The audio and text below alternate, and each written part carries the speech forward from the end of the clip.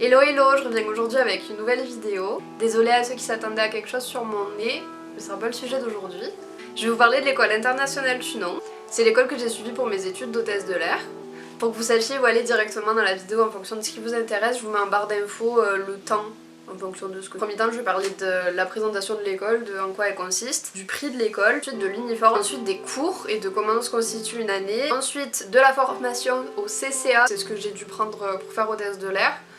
Il y aura des témoignages d'élèves que j'ai eu qui ont fait la même école que moi, donc un peu partout en France. Et en conclusion, je ferai un petit topo sur ma vie propre à moi et mon expérience.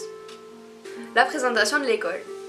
L'école internationale Tunon, c'est une école qui forme au métier du luxe, de l'aérien, de l'événementiel, tourisme et de l'hôtellerie. Je vais pas parler pour les autres secteurs puisqu'ils me regardent pas, puisque moi j'étais vraiment là pour l'aérien.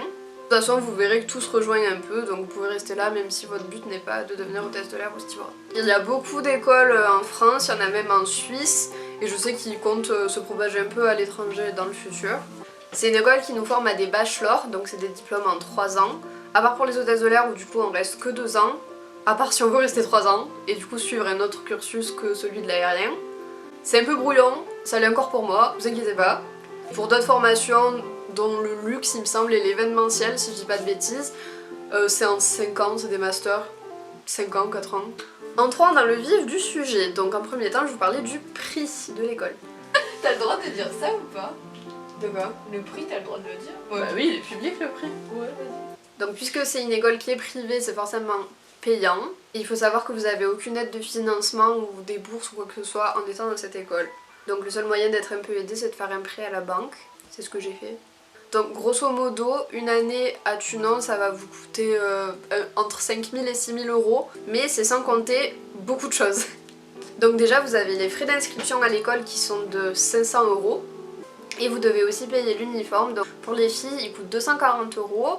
Vous allez aussi devoir cotiser pour l'association des élèves, on ne sait pas trop à quoi ça sert, mais ça coûte 160 euros. Pour le CCA, vous allez payer en première partie le CCA théorique qui est la première partie du CCA, vous allez devoir payer 1350 euros. 100 euros de frais de visite médicale que vous allez devoir faire avec un médecin agréé par la DGAC. En fait c'est une visite médicale pour voir si vous êtes apte à faire le métier d'hôtesse de l'air, steward. 70 euros de frais de dossier pour la DGAC, donc juste pour le théorique. Et ensuite il faut compter les frais de vie et les déplacements pour aller à Paris si vous êtes en province. Personnellement, vivant à Toulouse, j'ai été obligée de faire un aller-retour en avion et vivre en colocation avec d'autres personnes de mon école à Paris. Et donc il faut compter un package d'à peu près 600-700 euros pour tout ça. Ensuite vous avez la deuxième partie du CCA, donc le pratique. Pour ça il faut compter 530 euros pour le matériel. On sait toujours pas en fait. 280 euros de frais d'examen pour la DGAC, 190 euros pour l'endroit où on passe le CCA pratique. Toujours les frais de vie à Paris, donc pareil, comptez le CCA pratique un peu moins long, donc comptez 500-600 euros. Et encore je suis gentille. Ensuite il y a beaucoup de choses pour la tenue vestimentaire que vous allez devoir ressortir de votre poche pour l'école. Et quelques trucs par-ci par-là. Donc maintenant je vais vous parler de l'uniforme de l'école et de la tenue vestimentaire à avoir toute la semaine. Donc l'uniforme, je vous mets une photo tout de suite, il est composé d'un petit foulard bleu et rose fuchsia, il est assez sympa, d'un tailleur jupe bleu marine, à l'intérieur j'avais un t-shirt bleu, donc ça on en a 2 exemplaires, et ensuite à vos frais vous avez les collants à avoir, donc soit chair soit bleu marine, et des chaussures à talons, donc c'est des escarpins bleu marine, qui sont aussi à vos frais. Ça dépend des écoles, mais nous on le portait 2 fois par semaine. Et quand vous le portez, il faut vous assurer de bien le porter, donc de respecter la charte de l'uniforme qu'on a en entrant dans l'école. Pour les filles, il faut avoir les cheveux soit au carré bien brochés, soit plaqués bien attachés avec pas de cheveux qui dépassent. Un maquillage obligatoire mais pas trop pétant, des bijoux discrets, des ongles pas trop longs, pas fluo. Ça étant dans une compagnie aérienne maintenant, je peux relater que c'est exactement la même chose dans toutes les compagnies. Donc si ça vous plaît pas et que vous voulez faire hôtesse de l'air ou steward, il va falloir vous adapter. Le reste de la semaine on devait porter une tenue formelle, à savoir pas de jean troué, pas de basket, pas de mini-jupe, toujours pas de maquillage qui pète ou quoi que ce soit. Et pour le coup on avait le droit aux chaussures basses, donc les mocassins, les ballerines. Maintenant, je vais vous parler de l'organisation d'une année scolaire à Tunon et du contenu des cours. Donc une année scolaire à Tunon, elle se compose d'une première partie de cours, ensuite d'un stage, encore des cours, Et après ça dépend des années, mais encore du stage. C'est que ça aussi vous pouvez pas trop vous fier à ce que je vous dis parce que ça dépend aussi des écoles. En ce qui concerne mon école toulousaine, j'avais cours de octobre, ensemble du début octobre jusqu'à janvier. De janvier à mars, on avait une période de stage. Et ensuite, donc de avril à la fin de l'année, qui est début juin, vous avez les cours et les partiels. S'il y a eu un problème au niveau de vos stages ou que le corona est passé par là, vous pouvez rattraper votre stage l'été. Vous pouvez même faire un job d'été qui entre dans les secteurs de Thunon pour le faire passer comme un stage. Parce que sans stage, vous pouvez pas valider votre année. La deuxième année, en ce qui me concerne, pour le parcours d'aérien, c'est pas la même chose dans les autres parcours. Vous avez le même schéma, donc une première partie de cours. Par contre, après, vous avez le stage théorique et le stage pratique du CCA qui sont comptés comme des vrais stages. Et donc, il vous reste pas tellement de stages à effectuer le reste de votre année. Il me semble que c'était 2-3 semaines, mais pour le coup, c'est vraiment pas pareil dans toutes les écoles, donc ça, renseignez-vous à l'avance. Concernant le contenu des cours, il faut savoir que c'est un tronc commun les 2 premières années. Si vous comptez faire hôtesse de l'air, vous n'aurez aucune année qui concernera que l'aérien, vous aurez forcément un contenu de tous les secteurs. C'est la raison pour laquelle il y en a beaucoup qui s'en vont au bout de la première année et qui veulent vraiment étudier que la matière qui les intéresse. Comme Ludivine ici présente. Il faut savoir que dans le socle commun des matières que vous allez choisir pour Thunon, vous avez 2 options qui sont comprises dedans. Vous avez beaucoup d'options, par exemple des renforcements en langue, le TOEIC, qui est la certification d'anglais obligatoire à avoir pour certains métiers. Personnellement, j'avais pris le TOEIC, le renforcement espagnol en option comprise. Après, vous pouvez rajouter d'autres options, par exemple une LV3 dont j'ai pas parlé dans les prix mais qui sont payantes en plus. Il me semble que c'était environ 300 €. Et j'avais pris LV3 chinois. Concernant les langues qui sont quand même assez importantes dans l'école, vous avez une LV1 et une LV2 qui sont obligatoires. LV1 forcément anglais et LV2 soit italien, allemand ou espagnol. Ça doit peut-être changer en fonction des écoles, en tout cas c'est comme ça que c'était à Toulouse. J'ai chopé une poussière. Il y a ta mèche, ça me perturbe. On a aussi des cours de savoir-être, de bonne tenue, de comptabilité, de management, d'informatique et un peu tout ce qui peut nous servir dans la vie professionnelle. Mais je pense pas que ça me servira. On en parlera dans mon retour d'expérience. Maintenant je vous parlais de la formation au CCA, donc le Cabin Crew Attestation, qui est indispensable pour faire PNC, donc personnel navigant commercial, hôtesse de l'air au steward, dans les pays de l'Union Européenne. Donc cette formation, comme je le disais avant, elle est divisée en 2 parties. Il faut savoir que c'est pas du tout à Thunon que ça se passe, mais à l'Institut Mermoz qui est basé à Paris, et seulement à Paris. C'est pour ça qu'il faut compter les frais de vie à Paris quand on vient de province. Parce que pour vous faire un petit cours d'histoire, l'école Thunon de base est formée exclusivement les hôtesses de l'air et les stewards. C'est pour ça qu'il y a le petit uniforme. Parce que la DGAC, qui est un peu la maman de l'aérien, elle autorisait qu'on passe le CCA en candidat libre, donc en ayant passé une formation dans n'importe quel institut, école. Mais depuis quelques années, il faut avoir suivi une formation dans un institut agréé et reconnu par la DGAC. Et Thunon n'en fait pas partie. C'est pour ça qu'ils sont associés à l'Institut Mermoz à Paris, à qui ils envoient les étudiants pour passer le CCA. Donc entre vous et nous, autant aller directement dans un institut qui forme au CCA, comme Ludivine a fait. Et on en parlera toujours plus tard. La formation du CCA, elle se divise en 2 parties. Une première partie théorique où ça va vraiment être que du par cœur, et ensuite une deuxième partie pratique. Concernant la partie théorique, vous avez 2 livres comme ceci. Vous avez tout ce qui concerne la sécurité et la sûreté dans ce livre, et tout ce qui concerne le médical et les urgences à bord dans celui-ci. Parce que oui, les hôtesses de l'air ne font pas que servir du café. S'il y a un feu, c'est nous qui l'éteignons. S'il y a une maman qui doit accoucher, c'est nous qui l'accouchons. Donc là, je vais pas trop vous spoiler sur la formation, mais en gros, vous allez voir du médical et de la sécurité, tout ce qu'il y a à savoir sur les avions, comment ça marche, le feu, tout.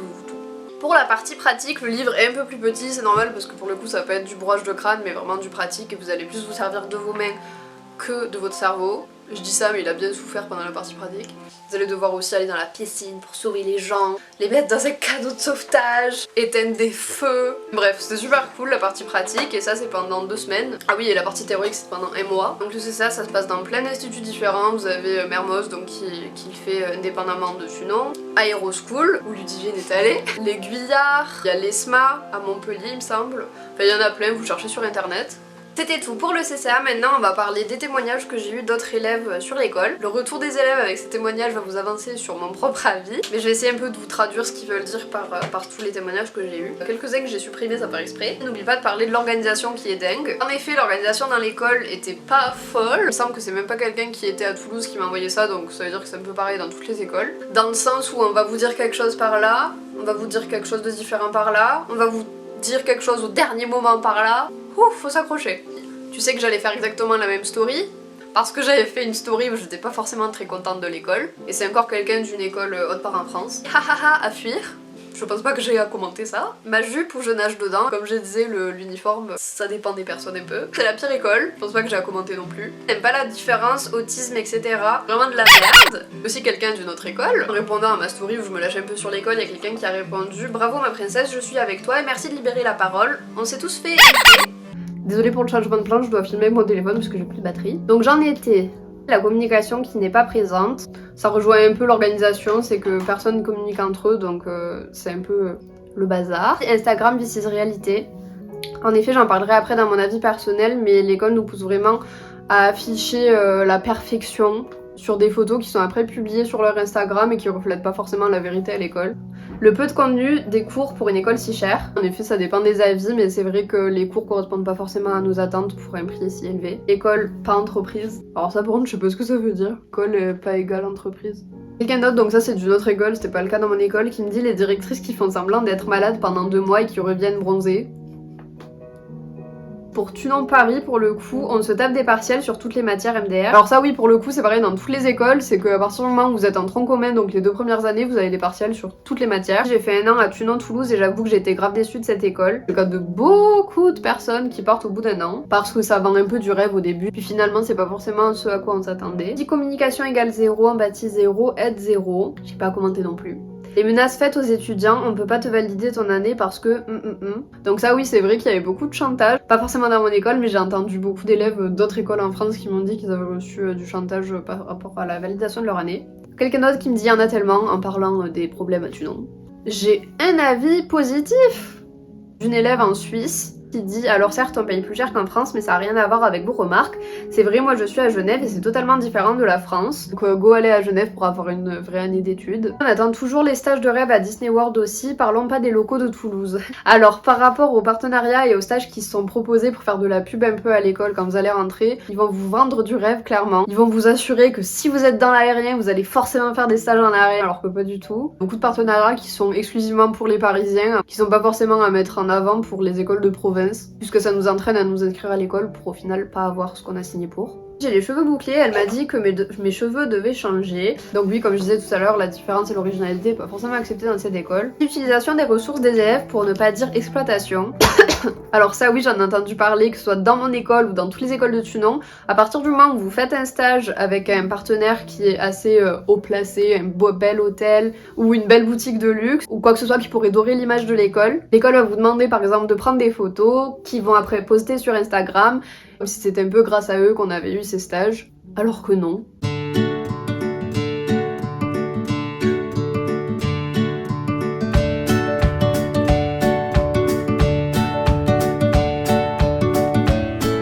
Par rapport à tous ces témoignages, je pense que vous êtes déjà avancé sur la vie que j'ai sur cette école. Je vais encore plus parler de mon expérience. Vous pouvez zapper si vous en fichez, puisque je vais raconter des choses qui me concernent à moi. Ah, rien que d'y penser, ça me saoule. Si vous allez chercher les avis de l'école sur Google Avis ou quoi que ce soit, vous allez voir pas mal de bons avis. Pour le coup, c'est parce que les directrices nous demandent directement de mettre les avis alors qu'on est encore élève dedans. Donc on se sent un peu obligé dans un sens de le faire parce qu'on ne sait pas forcément avec tous ces chantages et tout ce qui va nous arriver par la suite. Et donc forcément, puisqu'on est encore élève à l'école, on a envie de valider notre année et pas se faire virer si on met une seule étoile. Oh, c'est ma chanson. Alors il faut savoir qu'à Tunon, j'étais un peu... pas première de la classe, mais j'étais déléguée, j'étais ambassadrice, j'étais là à toutes les portes ouvertes. Je passais mes samedis entiers à l'école sur mes talons qui me faisaient mal aux pieds. Quand j'étais en stage, j'ai même fait de la pub pour l'école, je leur ai ramené des étudiants qui se sont inscrits grâce à moi. Je leur ai fait de la pub sur TikTok, sur Instagram, fait vraiment partout. Quand je me suis inscrite à l'école, on m'a garanti que j'allais forcément avoir des stages dans l'aérien et que j'avais même la possibilité de faire un stage en tant que PCV, c'est comme une hôtesse de l'air mais en moins haut placé, dans des petits avions de jet privé pendant une semaine avec une compagnie qui s'appelle Twinjet. Donc une fois à l'école, on nous a reparlé de ce petit partenariat avec Twinjet. On nous a dit qu'il allait avoir un tirage au sort de 2 élèves qui sont intéressés. Donc tous les élèves qui étaient intéressés avaient juste à mettre leur nom dans un bol, ils allaient tirer. Et ces 2 élèves seront dans le stage puisque la compagnie Twinjet ne s'intéressait pas aux candidatures et que c'était à Tunon de choisir l'élève qui allait devoir y aller. Il s'est trouvé qu'après les entretiens qu'on a passés pour les stages, j'étais revenue dans un hôtel assez prestigieux à Toulouse. C'était la première réponse que j'avais eue pour mon stage, en attendant d'avoir une réponse d'Air France qui m'intéressait forcément plus puisque je veux faire hôtesse de l'air. Et donc elle a un rendez-vous avec l'hôtel pour venir parler des formalités et confirmer que j'étais partante pour le stage. Et il se trouve que juste avant d'avoir ce rendez-vous, j'ai été accédée par Air France. Et j'ai donc franchement très poliment dit à l'hôtel que malheureusement j'avais quelque chose qui me correspondait plus, qui m'avait ouvert ses portes. Ma directrice était en copie des mails qu'on envoyait avec l'hôtel, donc elle a vu toutes les conversations. L'hôtel a très mal pris que je leur refuse de venir au stage, alors qu'en soi ils avaient des tas de candidatures. Ma directrice a très mal pris le fait que ça donnait une mauvaise image de l'école, et pour ça elle m'a punie en me retirant du tirage au sort pour ceux qui prétendaient à aller chez Twinjet, alors que c'est en partie clairement pour ça que j'étais venue à l'école. Donc j'en avais beaucoup pleuré, j'étais très triste de ça. Au final, le tirage au sort n'a même pas été un tirage au sort et c'est la prof d'aérien et la directrice qui ont choisi les 2 élèves qui allaient être pris. Donc ça c'est déjà une promesse que l'école a pas tenue. Ensuite j'ai quand même du bon à dire de cette école. Il faut savoir que vous avez dans l'année plusieurs prestations qui vous sont proposées par l'école pour aller en tant qu'hôtesse d'accueil ou des choses comme ça à des événements. Par exemple des galas de charité, fallait faire les vestiaires, des choses comme ça. Il y en a certains qui étaient rémunérés, j'ai été payée par exemple pour faire hôtesse d'accueil au salon du mariage. Donc ça forcément en étant à l'école Tunon, ils savent qu'on a une bonne image et une bonne tenue en public, donc ils nous prennent pour ça et ça m'a fait de l'argent de poche pour compenser tout ce que j'ai payé à cette école. Mais je trouve que pour tout l'argent en partie qu'on a mis dans cette école, elle est pas du tout à la hauteur de ce qu'on attendait. Toujours pour parler uniquement du parcours d'aérien, j'ai l'impression d'avoir rien appris en 2 ans dans cette école, clairement. Si j'ai eu mon diplôme d'hôtesse de l'air, c'est vraiment uniquement grâce à l'Institut Mermoz où j'ai passé mon CCA. Concernant les langues, j'ai plus l'impression d'avoir régressé que augmenté en mon niveau. Par rapport au lycée, ça a vraiment fait bloup. Parlons pas du TOEIC où on a vraiment rien appris. Il me semble qu'on était que 2 dans la classe sur une bonne dizaine à avoir validé le score requis par exemple par Air France. Et ce qui est très dommage dans cette école, c'est que les élèves ne sont pas du tout écoutés. À chaque fois qu'on va avoir quelque chose à proposer pour améliorer la vie à l'école ou quoi que ce soit, ils vont forcément nous rabâcher des arguments contre nous. Et c'est vraiment impossible de discuter avec eux. Même puisqu'on est dans le privé, qu'il y a de l'argent impliqué, dès qu'on demandait pourquoi un chèque c'était pour ça et pourquoi ça c'était pour ça, c'est complètement flou, donc on ne sait pas forcément où est partie une bonne partie de notre argent. Donc pour conclure, si vous voulez comme moi devenir hôtesse de l'air ou steward, je vous conseille pas forcément l'école Tunon. Je sais que c'est plutôt rassurant pour des parents d'envoyer leurs enfants dans une école où vous savez que tout est encadré, où vous savez que votre enfant est là pendant 2 ans et qu'il est avec plusieurs professeurs dans des vrais locaux. Mais honnêtement, si vous voulez économiser votre temps et votre argent, autant aller dans un institut comme je les ai cités juste avant, pour avoir vraiment l'essentiel de ce qui vous intéresse dans la formation. Et pour le coup, si vous n'êtes pas trop sûr de vouloir faire hôtesse de l'air ou autre chose, ce qui était le cas pour plusieurs élèves pour le coup dans ma promotion, vous pouvez tâter terrain, pouvoir changer d'avis entre plusieurs métiers qu'il y a qui sont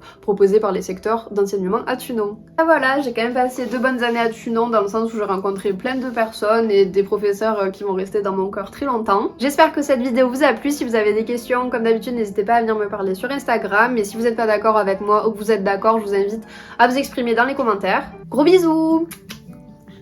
Allez, that's a wrap!